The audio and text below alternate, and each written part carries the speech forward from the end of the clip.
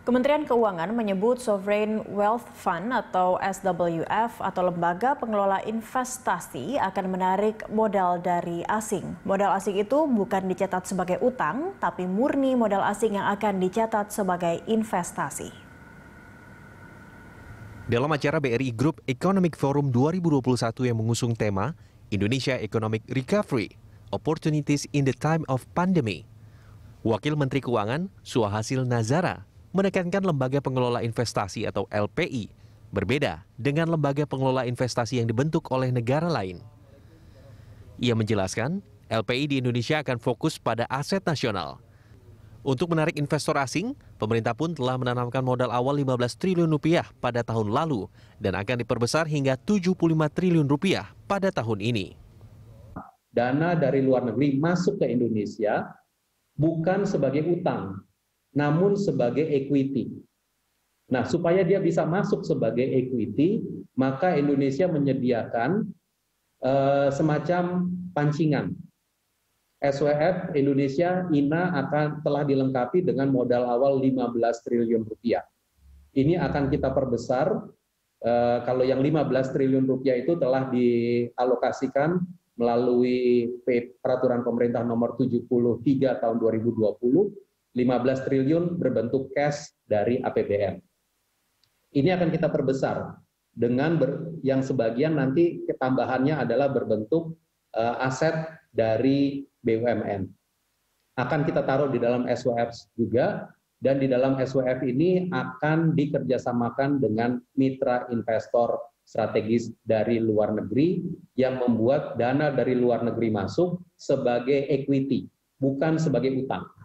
Ini menjadi sangat penting untuk development financing Indonesia ke depan karena kita harus mengkomplementkan dana asing yang masuk yang sebagai portfolio masuk sebagai utang, portfolio yang masuk sebagai equity kita komplementkan, dan kita berharap yang portfolio masuk sebagai equity itu nanti sifatnya betul-betul jangka panjang dan bukan hanya sekedar portfolio masuk jangka pendek.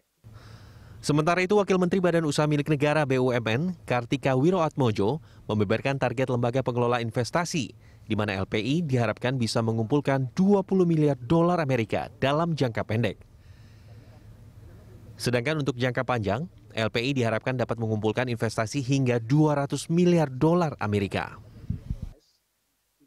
Dan saya hanya memberikan perspektif berikutnya ini, bahwa apa sih tujuan jangka panjangnya?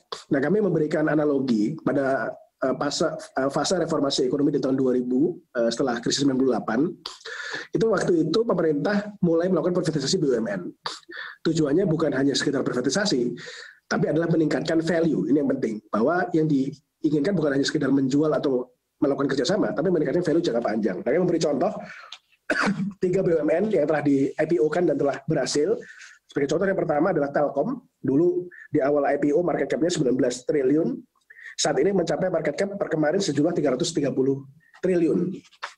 Lalu berikutnya Bank Mandiri yang di IPO-kan di tahun 2003, di IPO nilainya 3,61 triliun, saat ini mencapai nilai pasar 340 triliun.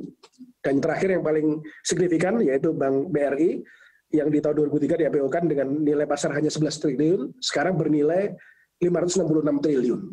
Jadi ini sebagai contoh dan ilustrasi bahwa aset kalau tidak di-unlock, kalau tidak dilakukan improvement dari sisi produktivitas, efisiensi, strategi, aset itu akan menjadi aset tidur.